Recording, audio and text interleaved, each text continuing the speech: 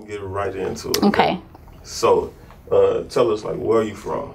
So originally, I'm from Orange, Texas. So right here. Right here in the 409. Mm-hmm. And do you currently stay in Orange, or you relocated? No, I'm in outside of Houston area. Mm-hmm. Got you. And modeling, how long have you been doing modeling? So I've been modeling for about 3 years now. Yeah. And what made you want to go into the modeling field? I have always wanted to be a model. You know, as a little girl, you see America's Next Top Model or magazines or the commercials on TVs, and that's what, you know, it was always in the back of my mind. But I grew up Pentecostal, so that was like, yeah, you can't do that. You know, you're either showing too much skin or it's the type of clothing that you can't wear or something like that. So I never pursued it. But after I separated from my ex-husband and I went back, because I was in Houston and I came back home, some people approached me and was like, you should model. And I was just like, you know, I should model, huh? And so that's what really, you know, got me started. Okay. So. And how did you overcome the whole Pentecostal background and it's being so... Ooh, Jesus, it was hard. Like, because even now I still have my convictions. Like if I do a swimsuit photo shoot, or even just me showing a little bit of skin, it's really hard for me to post on Facebook or on social media because I have a lot of church people on my social media and that follows me. But I've come to realize is that I have to live for myself. And no matter, you know, what my relationship with God is, the only thing that matters. And me talking to him, and he knows my heart. And with him, I'm going to get to where I'm going, so. Got you. Do you think, you know, having that Pentecostal background help you out a lot? Because, you know, like in the entertainment world, it's a lot of distractions out there. It is. A lot of wrong things to get into. Do you think having that Pentecostal background kind of help you to stay focused? Stay focused. On the straight and narrow? Yeah. Of course. And not even just in my modeling career, in life itself. I was having a conversation not too long ago where I was like, you know, if I wouldn't have been in church,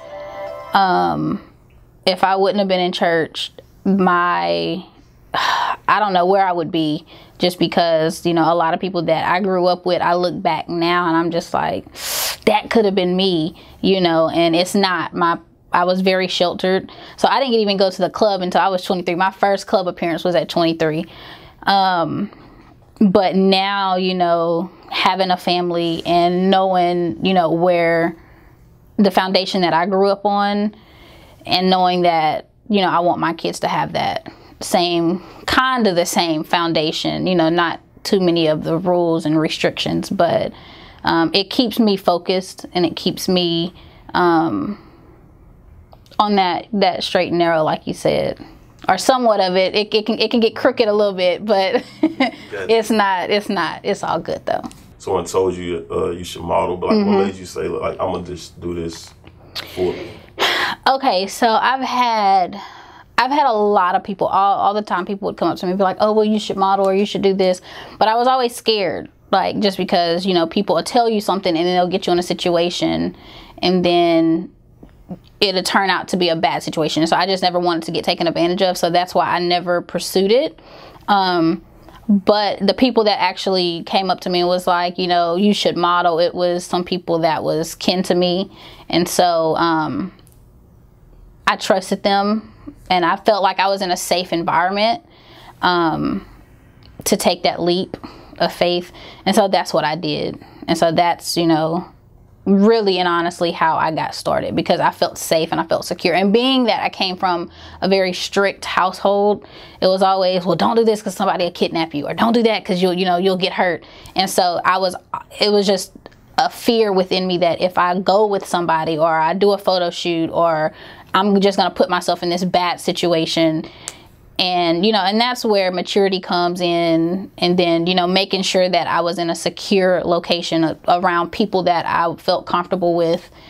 And so yeah. Got you. So like with let's say rap or just in sports or something, like people study the field that they're in. Right. They have their favorites. Who would you say like is your favorite model? So I follow Naomi Campbell on Instagram. Her walk is even not today, but her her past when she was younger. Her walk, you can tell like she captivates the audience. Did I even say that word right? But she just like whenever she's walking down a runway, the audience is just like. It's just like the air is just sucked out the room when she comes out. And then of course Tyra Banks. I watched America's Next Top Model growing up. And even now when a new season comes out, I'm watching. And so yeah, those would be my two favorite. Got you. Let's see. And all right, let's talk about having a support system and stuff. I had a couple of conversations with your mom. Obviously, she's very supportive. Yes, very. Of your career. How do you think that helped out a lot in your career? Man, if I wouldn't have had the support system that I had, honestly, it would. I'm not gonna say I wouldn't be where I am, because obviously, anything you put your mind to, you can do it, and with hard work and dedication, you can do it. But being that I had a kid when I started, and being who I am, and I don't just allow anybody to watch my kid, it was very hard. So I had to really rely on my parents and my brother at the time to watch my son.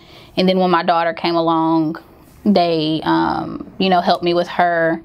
And then my mom is one of my biggest fans. She's always looking out. She's always, I seen this ad, or you need to do this, or, she's sending me ideas and stuff like that. So having a support system, especially having kids, was a very big in my career, in becoming where I am now. So. Got you. And you don't have to answer. You can skip over this if you want. But so like race, like what ethnicity are you? So when I check the boxes on any application, I always put both black and white, or African American and Caucasian. My mother is white and my dad is black, so I'm mixed. But yeah, I always check both boxes. So for the longest I checked other, because I didn't know that you could check both boxes. I only thought you had to check one. So I would always put other for a long time, because I'm not just black and I'm not just white, But now that they say you can check more than one box, I always put both now. So. Man, here's a funny story. I remember the writing part, or like the test. All right, so I used to always fail that little writing part until I checked other, and I got a 4. Oh, wow. I don't know if that had anything to do with anything. I just thought that was odd. But anyway. So, okay, with your mom supporting you and stuff, was it kind of hard for you to tell your mom that this was a career choice that you made, seeing that, coming from the church background that you come from? Well, whenever I started my modeling career, neither one of my parents was really in church as they were really none of my family was in church as we were when growing up. So it wasn't hard. I would say both of my parents at first was kind of like, yeah, but you need to stay in school, because I was in school for nursing. You need to get your nursing degree, and then maybe after that, then you can do that. And that's where it was hard, because I had to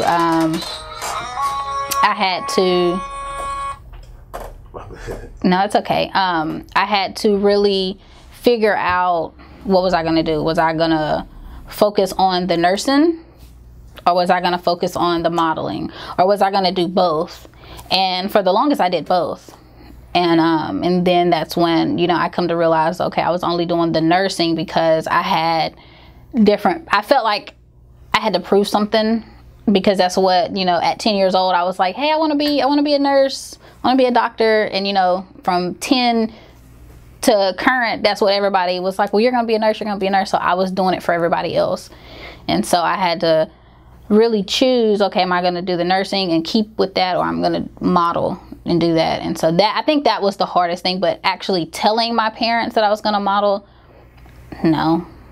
I mean, they're gonna have to roll with me anyway. So I mean, you know. Cool. Now I got a question.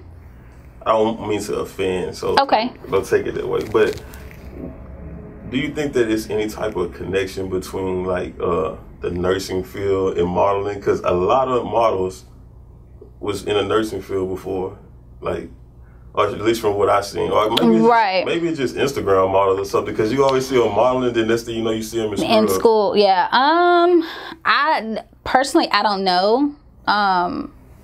Maybe just because they want more pretty model. I mean, the more pretty nurses. I don't know. That was just, I don't know. But I mean, nursing is an amazing field to go in. You will always have a job. My grandmother had cancer and died of ovarian cancer when I was 10. And so that's what made me at 10 want to be a nurse. Just helping others, helping ease their pain and care for those that can't be cared for. So I heard you won Model of the Year. I did last year. The Rated Bougie Awards, somebody nominated me, and they sent me an email asking if I wanted to participate. And of course I did. And I didn't think I was going to win because, like I was saying earlier, there was another girl that was real popular in Houston area, and I'm not from Houston, so I don't have that many. Well, now I have a lot of connections in Houston, but when it was happening, I was fresh. I was a newer face, and so I was a little nervous about that. But I did win, and yeah, it was a really fun night. So got you. And so let's talk about like your hobbies. What is it that you do for a hobby? Hobbies. Well, being a mom is not a hobby because that's a full job. But I would say, as of right now, my modeling is my hobby. Because I am a mom, I'm a student, and so those things do come first. And I have slowed down in the last 6 months. I've kind of slowed down because of school, and I was so hectic with school and then with my kids, and they have a project every other week, it seems like. But I would say that's when I'm not dealing with my kids or not dealing with school, I'm focusing on my modeling. So, yeah. Got you. And okay, like, is there a difference between, like modeling and then Instagram modeling? Okay, yes, very much so, because I went and I helped produce Models of Atlanta. So I was in Atlanta for a little bit, and I was one of the executive producers for that show. And everybody was asking me, well, why are you not doing, because they just did like Models of Birmingham and Models of somewhere else. And I was just like, well, why didn't you go and do those shows? And I was just like, well, it's more of they went and they kind of got more of the Instagram models to, do it or whatever, which isn't bad. There's nothing wrong with being an Instagram model. But it does make us models that really are trying to do it as a career, it does make it a little harder, because Instagram models do it for likes and do it for the exposure, and you go on their page, they're half naked or they're twerking, or it's just body shots. It's not, what a model is. I'm not gonna say it's not what a model is, because that is sellable, and nowadays that's what people want. But yeah, that's my thoughts on that. Because I'm not downplaying nobody. I'm not shading nobody. If that's how you get down, if that's how you do it. I know for me, because I just had a girl ask me, well, how much would you charge for a music video? And I was just like, well, I've never did a music video, because most of the time they want you to be half naked. And personally, that's not my forte. I'm not gonna, when I become famous, so I become a big household name, and a bag is coming with that, and you want some more skin, then okay, maybe. But as far as, no, I'm not doing, you know, nothing naked. I'm not gonna be on Instagram twerking. And that was gonna be my next question. Like for models or girls that's aspiring to model, they see the girls on Instagram, they working, they have dress. What would you advise them to do to get into the modeling field, where it's like you don't have to really go that lane? Well, first and foremost, you know, you have to, within yourself, you have to set boundaries and limits and limitations on what you have to. I would say you have to have that personal conversation with yourself. What am I? What? How far will I go? You know, and if they do a good job at selling a dream. Yeah, they do. Because I've had that dream sold to me before, not being naked and all that. But you have to really listen. You can't go up in there and just be talking. You have to actually listen to the people, whoever this person is that's selling you this dream. You have to actually listen, especially when contracts are involved, to make sure you're reading the contracts and don't let them push you into something that, you know, oh, well, we have to have it by this certain date, or you're not gonna be able to do this. You know, actually really read it. Get somebody that's a lawyer or somebody that knows what they're doing to read it, because that's when it can get sticky. Because I know a lot of girls that's aspiring to model, and they look at how many followers a girl has on Instagram, and they look at their like success. Like, oh, she's on. So is success based on followers and likes? From what I'm getting from... Well, because I will say, you know, as a model, especially being a newer model, I felt like you have to have so many likes, you have to have so many followers, and then you get into, well, should I buy my followers so that I can have that number? And even recently, I've come off of Instagram, because, which I'm still on Instagram, but I just don't post as much. I'm not on there because that can be a distraction, you know, because for me, in my experience, social media is a platform, and yes, you have to have it, but it doesn't define your career, or it doesn't define you.